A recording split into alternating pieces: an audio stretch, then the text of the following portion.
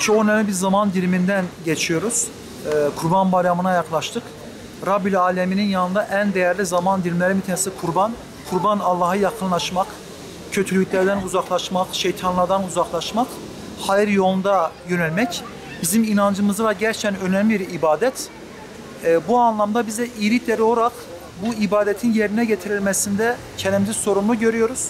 Ve özellikle kardeş coğrafyalarımıza, gönül coğrafyalarımıza kurban götürmeye çalışıyoruz.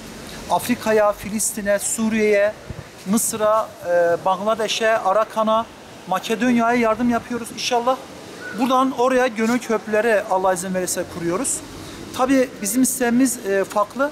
Birebir götürdüğümüz yardımların fotoğraflarını, kamera görüntülerini, bütün o görselleri hazırlayıp inşallah bunu kim göndermişse o kardeşimize getiriyoruz. Bu anlamda böyle bir durum söz konusu. Şunu belirtmek gerekiyor. Şimdi insanların maddi durumları oralarda çok kötü.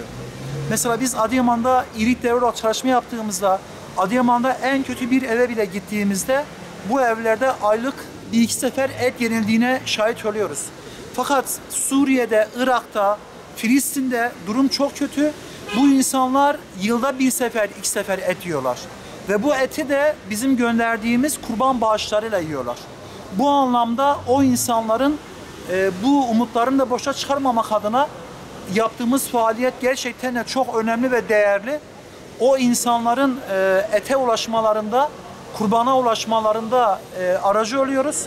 Bu anlamda yaptığımız yardımın büyük bir kıymet harbiyesi var. Ben bundan dolayı kardeşlerimizi yardım yapmaya davet ediyorum. İnşallah Rabbül Alemin yapacakları kurban bağışlarını kabul eylesin.